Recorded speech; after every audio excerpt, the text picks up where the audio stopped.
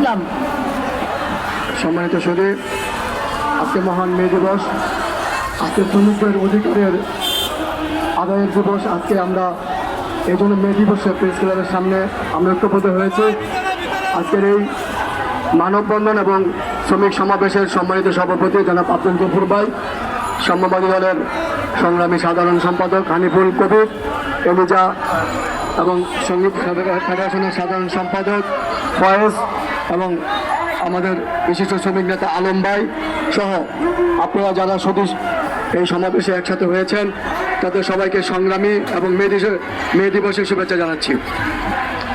আমরা আবারও বলছি, এই সাম্রাজ্যবাদের যুগে এবং যখন শ্রমিকদের বিভিন্ন দাবি দেওয়া আন্দোলনের মাধ্যমে এখনও সারা বিশ্ব উন্নত হওয়ার পরে এখন আমাদেরকে রাস্তায় নামতে হচ্ছে, এটা জাতির জন্য লজ্জা।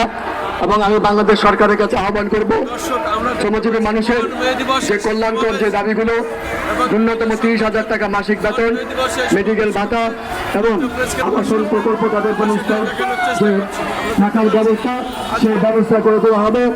পাশাপাশি যারা নারী শ্রমিক, যাদের মাতৃত্বকালীন ছুটি এবং অন্যান্য যে উৎসবকালীন ভাতাগুলো আছে, এগুলো সহজ করার জন্য আমি আবারও আহ্বান করছি। আমি আবারও শ্রমজীবী মানুষের যারা গার্মেন্টস তাদের বেতন সময় মতো দিয়ে দেওয়ার জন্য আগামী 28 মে আফটার কোরবানির এই ঈদের আগে যাতে শ্রমিকরা তাদের ন্যায্য বেতনগুলো পেয়ে যায়, আমাদের মানববন্ধন থেকে আমরা দাবি করব। পাশাপাশি আমি বাংলাদেশ নতুন সরকারের কাছে আহ্বান করব, আমাদের যেন বারবার দাবি নিয়ে রাস্তায় নামতে না হয়, যাতে বারবার সংসদে এই দাবি নিয়ে বারবার কথা বলতে